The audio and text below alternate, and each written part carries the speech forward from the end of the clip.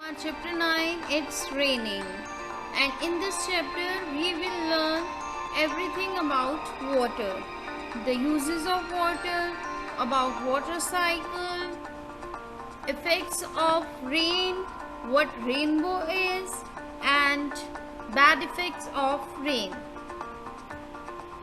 Now let's discuss the need of water. What is the need of water? Now water is very important and we can't live without water.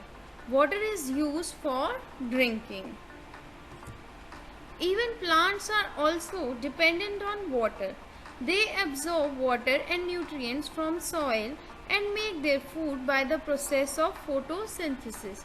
तो पानी बहुत ही ज़्यादा important है. जिस तरह हमें अपनी लाइफ जीने के लिए पानी चाहिए और हम वाटर को ड्रिंक करते हैं, इसी तरह प्लांट्स को भी क्या चाहिए? पानी चाहिए, क्योंकि बिना वाटर के जो है प्रोसेस ऑफ फोटोसिंथेसिस वो प्रोसेस जिससे प्लांट्स जो अपना खाना बनाते हैं, फूड प्रिपेयर करते हैं, वो पॉसिबल नहीं है.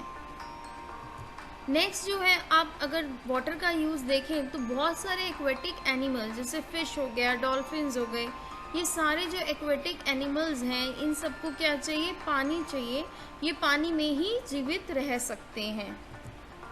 नेक्स्ट, अगर बहुत ही सारे अगर आप फन एक्टिविटीज़ देखें, जैसे आप वाटर पार्क्स देखें, तो वहाँ पे भी हम क्या करते हैं? पानी का यूज़ करते हैं. हमारा कोई भी घर का हाउस होल्ड एक्टिविटी है, जैसे क्लीनिंग ऑफ यूटेंसिल्स है या आपके घर की सफाई है, वो बिना पानी के क्या है? पॉसिबल नहीं है. तो you can see the use of water everywhere. even you use water for your bath, for brushing teeth. So we need water in our day-to-day life. There are three forms of water. I guess you also know that there are three forms of water. First is solid, जैसे कि आपकी ice होगी, that is solid form of water. Next है liquid. Liquid में आपका हो गया water, जो आपके क्या है? लिक्विड फॉर्म है, ठीक है, जिससे हम ड्रिंक करते हैं, वो क्या है? वाटर की लिक्विड फॉर्म है. थर्ड है वाटर की फॉर्म गैसियस फॉर्म. गैस में क्या है? जैसे आप टी बना रहे हैं, टी में आपने पानी रखा, लेकिन आपने जब उसको बर्न किया, उसको फायर आपने लाइट ऑन करा, तो उससे क्या होगा? वो इवेपोरेट होना शुरू हो जाता है पानी. तो उस फॉर्म को, जब पानी इवेपोरेट होता है, उस फॉर्म को हम क्या कहते हैं? गैस फॉर्म कहते हैं वाटर की. Very important topic is water cycle. अब वाटर साइकिल क्या है? सबसे पहले तो हमारे वाटर के सोर्सेज क्या हैं? जैसे हमारे वेल हो गया, रिवर हो गया, पॉन्ड हो गया, ओशन हो गया, ये सारे हमारे क्या हैं? वाटर के सोर्सेज हैं. अब यहाँ पे पानी आया कैसे है? तो पानी क्या है? इन्हीं सारे सोर्सेज से, प्लांट्स, चाहे आपके रिवर हो, पॉन्ड्स हो, ओशन हो, इससे क्या होता है? पानी आपका सन की धूप की वजह से इवेपोरेट होता है. तो आप इस साइकिल में भी देख रहे हैं, रिवर से क्या है? पानी सन की वजह से इवेपोरेट हो रहा है. उसके बाद क्या होता है? क्लाउड्स फॉर्म होते हैं, जिसमें ये जो आपके इवेपोरेटेड वाटर फॉर्म है, ये कलेक्ट होता है. फिर उसके बाद जब क्लाउड्स, आपको पता ही है, एक जगह से दूसरी जगह मूव करते हैं, तो वो हैवी हो जाते हैं. जो आपके गैसियस फॉर्म है वाटर की, वो किस में कन्वर्ट हो जाती है? दोबारा से लिक्विड फॉर्म में, और रेन होती है. तो उस चीज़ को हम क्या कहते हैं? जब रेन होती है, क्लाउड्स उसको होल्ड नहीं कर पाता पानी को, उसको हम कहते हैं प्रेसिपिटेशन.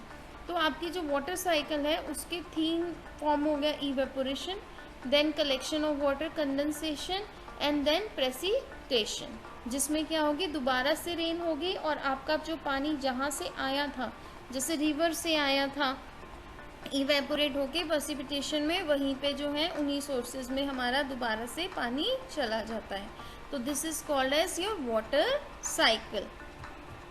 हम इसको डिटेल्ड में करेंगे.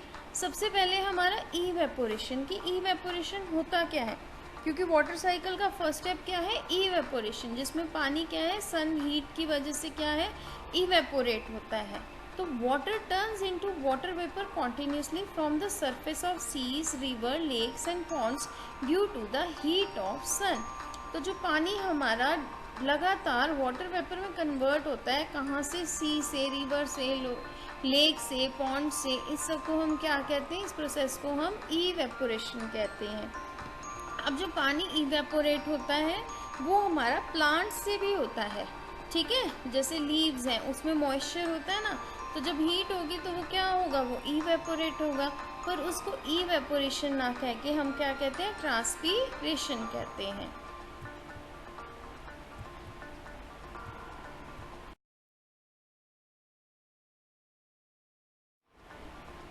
Now transpiration. Water evaporates from the leaves of plants by the process of transpiration. Next is our condensation. So what condensation is? All the water vapor together rise upwards and forms clouds in the sky. मैंने पहले ही कहा था evaporation होती है और जो water vapours हैं वो ऊपर जाके क्या बन जाते हैं, क्लाउड्स फॉर्म करते हैं। The clouds move in the air and as the temperature comes down, clouds move करते हैं एयर में और जैसे ही टेम्परेचर डाउन जाता है water vapour turns into tiny drops of water.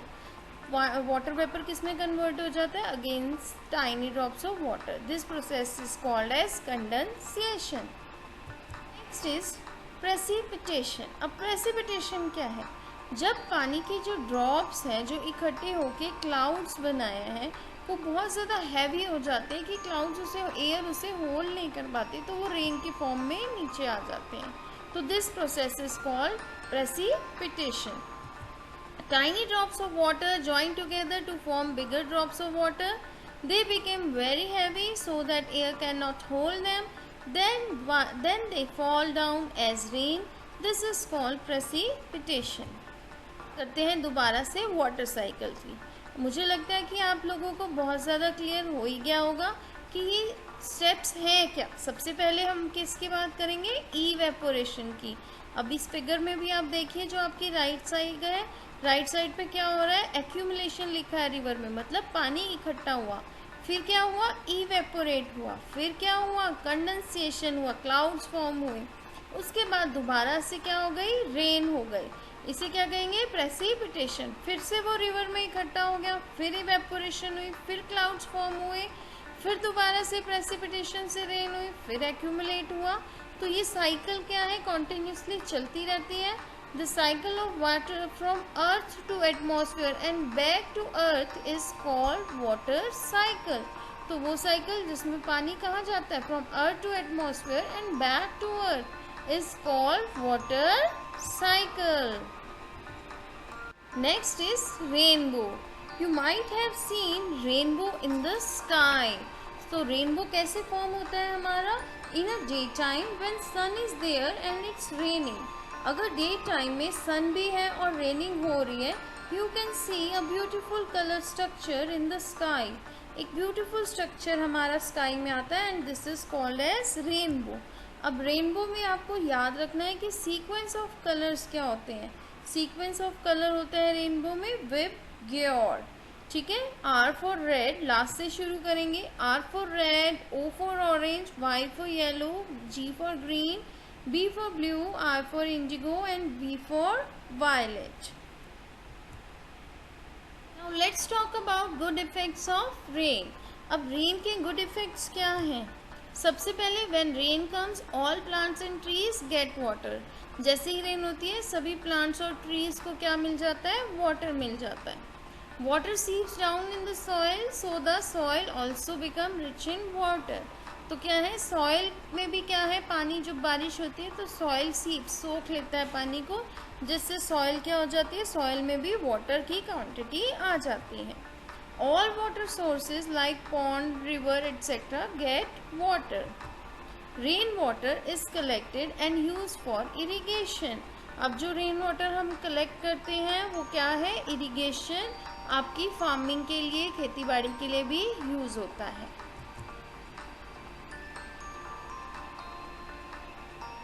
Next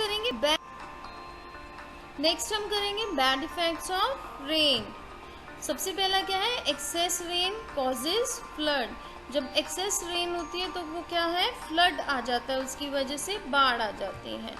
when it's rain, जब रेन होती है तो सड़कों पे और बहुत सारी जगहों पे क्या है, पानी भर जाता है, जिससे एक से दूसरी जगह जाने में बहुत ही प्रॉब्लम होती है।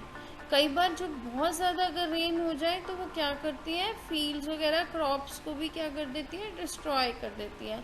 This was all about your chapter. I hope you understand it. Thank you very much.